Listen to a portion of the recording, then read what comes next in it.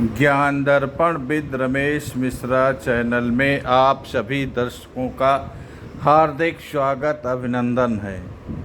आज हम आपको ज्योतिष के एपिसोड में ले चल रहे हैं, जहां कुंडली के अध्ययन के विषय में आपको कुछ संक्षिप्त जानकारी देने वाले हैं। हमेशा आपने देखा होगा कि कुंडली में किसी राशि में एक ग्रह होता है, किसी में 2 होते हैं, कभी किसी में 3 होते हैं, कभी किसी में 4 होते हैं और कोई जो है घर बिल्कुल खाली रहते हैं जिनमें कोई ग्रह ही नहीं होता है। तो ऐसी स्थिति में कौन ग्रह किस राशि में किस बैठा हुआ है, तो जातक के जीवन पर कैसा प्रभाव डालेगा, इसके विषय में हम आपको कुछ संक्षिप्त तरीके से बताएंगे, जिससे आप भी बहुत आसानी से अपनी कुंडली का अध्ययन कर सकते हैं। तो चलिए, जो नए दर्शक हैं उनको कुछ बेसिक चीज़ें बताना आवश्यक हो जाता है। तो आप देखिए, हमारे ये कुंडली का प्रारूप है और कुंडली में ये 12 घर बने हुए हैं।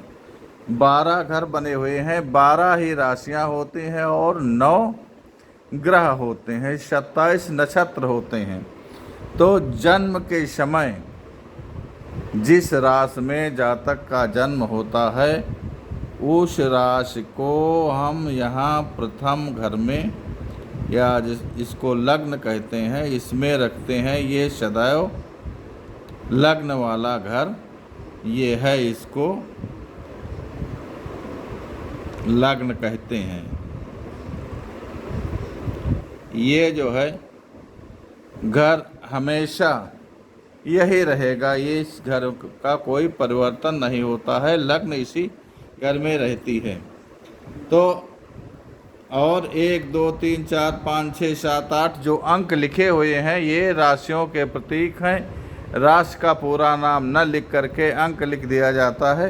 जैसे 1 नंबर मेष, 2 वृष, 3 मिथुन, 4 कर्क, 5 सिंह, 6 कन्या, इसी तरीके से 12 मीन तक ये अंक निर्धारित रहते हैं, ये कभी बदलते नहीं। अगर कहीं 12 नंबर लिखा है तो समझ जाइए मीन है, कहीं 7 लिखा तो समझ जाइए तुला है। ये जो है अंक जो है हमेशा निर्धारित रहते हैं। चलते हैं आज के विषय पर।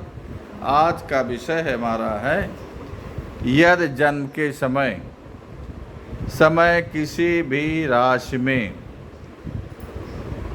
3 ग्रह एक साथ होते हैं, उन ग्रहों में हम आज यहाँ ले रहे हैं मंगल और बुध को मेन मान करके, उसके साथ में कोई तीसरा ग्रह। 3 ग्रहों की युद्ध का विश्लेषण हम आज आपको बताने वाले हैं। तो आप देख रहे हैं कि मंगल बुध गुरु ये जब एक साथ हों किसी राशि में, हमने तो यहाँ 1 नंबर में लिख रखा है उदाहरण के तौर पर, आपके किसी भी राशि में हो सकते हैं, इसको आप उदाहरण मानिए। लेकिन एक राशि में जब भी हों, किसी भी राशि में हो सकते हैं, तो जातक का जीवन कैसा रहेगा, इस विषय में आपको जानकारी दे रहे हैं। यदि मंगल बुध और गुरु किसी का एक राशि में होता है, तो ऐसा व्यक्ति बहुत विद्वान होता है, शिक्षा से बहुत निपुण होता है और काल्पनिक शक्ति बहुत ज़्यादा होती है।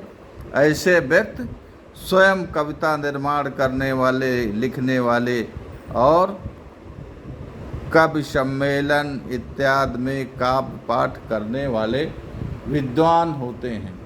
और ये धन धान वैभव से भी परिपूर्ण होते हैं। जो इतना आदमी विद्वान होगा तो धन धान उसके पीछे दौड़ते रहते हैं और ऐसे व्यक्ति को बहुत सुंदर पतिव्रता स्त्री भी प्राप्त होती है। ये व्यक्ति ज़्यादातर बहुत सज्जन पतिव्रता स्त्री के पति होते हैं और परोपकारी स्वभाव के होते हैं। ये दूसरों का हित करने वाले होते हैं और इसके साथ साथ इनको जो है गान विद्या, संगीत इत्यादि का बहुत अच्छा अनुभव होता है, जिसमें ये बहुत निपुण व्यक्ति होते हैं। तो ये कहिए आप, जिसका मंगल बुध गुरु होता है वो धन धान्य से परिपूर्ण, सामाजिक वैभव से परिपूर्ण और सुंदर स्त्री का पति और धनवान व्यक्ति होता है। अब चलते हैं जिसका मंगल बुध के साथ शुक्र होता है। तो हमने तो यहाँ 3 नंबर की राशि में लिख रखा है, ये उदाहरण के तौर पर है, आपकी कुंडली में कहीं भी हो सकता है। तो जिनका मंगल बुध और शुक्र जब एक राशि में होते हैं तो ऐसे व्यक्ति बहुत कोई धनवान और बहुत प्रतिष्ठित, जिनका पारिवारिक स्तर बहुत उच्च हो, ऐसे कुल में जो है ये इन व्यक्तियों का जन्म नहीं होता है। न ज़्यादा धनवान होंगे, न सामाजिक बहुत प्रतिष्ठा वाले होंगे और शारीरिक दृष्टि से भी ये व्यक्ति बहुत सामान्य ही होते हैं। और अधिकांशतः देखा गया है जिनका मंगल बुध शुक्र एक राशि में होता है तो ये बेचारे अंगहीन भी कुछ व्यक्ति पाए जाते हैं अधिकांशतः, और बड़े चंचल दृष्टि वाले ये होते हैं, बड़े बातूनी, बहुत ज़्यादा बातचीत करने वाले और छोटी छोटी बातों पर बहुत उत्साहित होने वाले व्यक्ति होते हैं, जिनका मंगल बुध शुक्र एक राशि में होता है। अब अगला ग्रह चलते हैं जिनका मंगल बुध और शनि एक राशि में होता है। तो हमने तो यहाँ उदाहरण के तौर पर 6 नंबर की मीन राशि उसमें लिख रखा है, 6 नंबर की राशि में, और आपका किसी भी राशि में हो सकता है। यहाँ हमने कन्या राशि में केवल उदाहरण के लिए लिख रखा है। तो जिनका मंगल बुध और शनि एक राशि में होता है, ऐसे व्यक्तियों का जीवन बहुत धनी नहीं होता। ये धन की दृष्टि से कमज़ोर रहते हैं और अपना परिश्रम करके अपनी जीवन यापन को चलाने वाले व्यक्ति होते हैं। बहुत धनी नहीं होते, सामान्य जीवन व्यतीत करने वाले, दूसरों के जो है नौकरी सेवा करके, छोटा मोटा व्यवसाय करके अपना जीवन व्यतीत करते हैं और मुख संबंधी बीमारियों के ये ज़्यादातर शिकार होने की संभावना रहती है।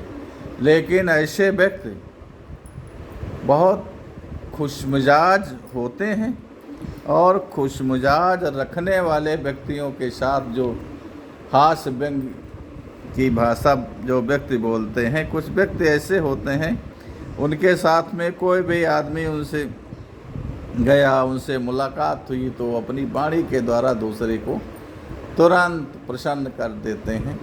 तो ऐसे व्यक्तियों का इनको साथ रहता है। ज़्यादातर ये हास्य प्रेमियों के साथ ही ज़्यादातर अपने संबंध रखते हैं, उन्हीं के साथ घूमना टहलना रमण करने वाले व्यक्ति ये पाए जाते हैं।